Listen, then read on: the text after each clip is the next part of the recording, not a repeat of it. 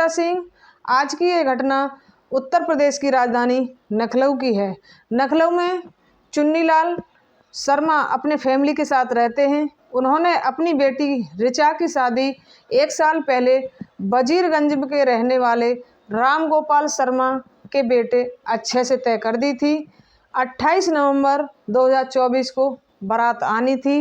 महज शादी से 2 घंटे पहले, यानी बारात आने का टाइम 7 बजे का रखा गया था, उससे महज 2 घंटे पहले एक कॉल आती है दुल्हन के पिता चुन्नीलाल पर, और दूल्हे का पिता बोलते हैं कि हम बारात नहीं ला सकते, हमारा बेटा फरार है। जब वो इतनी बात सुनते हैं तो बेहोश होकर गिर पड़ते हैं। तभी उनके सगे संबंधी परिवार वाले उनको संभालते हैं, देखते हैं आनन फानन में कि बात क्या हुई है, बात बताओ।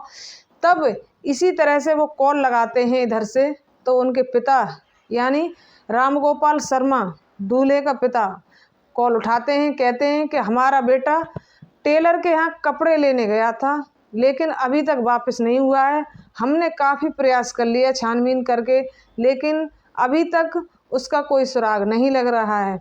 जब इतनी बात उसकी दुल्हन यानी बेटी की माँ सुनती हैं तो वो बेहोश होकर गिर पड़ती हैं। सभी का रो रो के बुरा हाल था, क्योंकि इसके लिए शादी समारोह के लिए ये बता रहे हैं कि ये परिवार काफ़ी संपन्न परिवार बताया जा रहा है।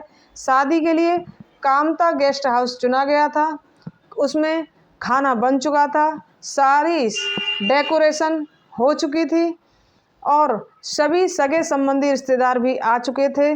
सोचो, महज शादी से 2 घंटे पहले किसी के साथ ये घटना घटित हो जाए तो उनका क्या हाल होगा।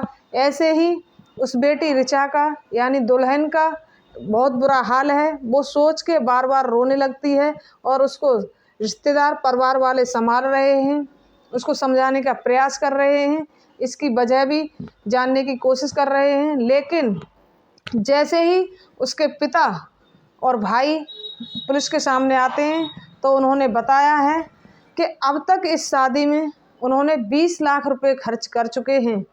और सोचो, सभी के बच्चों के माता पिता अपनी जमा पूंजी बच्चों पर शादी में खर्च करना चाहते हैं। ऐसे ही चुन्नीलालन ने किया था, लेकिन उनकी बेटी ने शादी से पहले कितने सपने देखे थे, लेकिन ये सब अधूरे रह गए और उनका पूरी फैमिली का इस टाइम बहुत बुरा हाल है।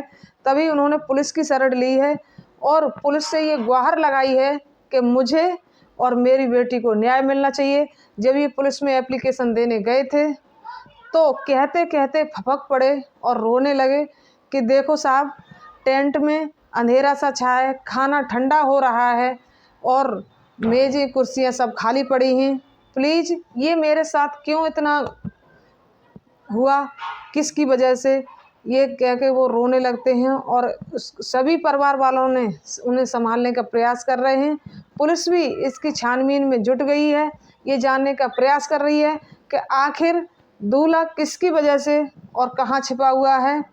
ऐसे किसी परिवार के साथ ऐसा नहीं होना चाहिए कि सभी कब से पता नहीं उन्होंने अपनी जमा पूंजी बेटी की शादी के लिए रखी होगी और उनकी माताजी ऐसे ही कह रही हैं बार बार कि हमारी सब इज्जत मिट्टी में चली गई, हमारी बेटी के साथ ऐसा गलत क्यों हुआ, किसी बेटी के साथ ना हो, कि हमारी बेटी की किस्मत कैसी है जो आज हमारे फैमिली के साथ ऐसा हो रहा है।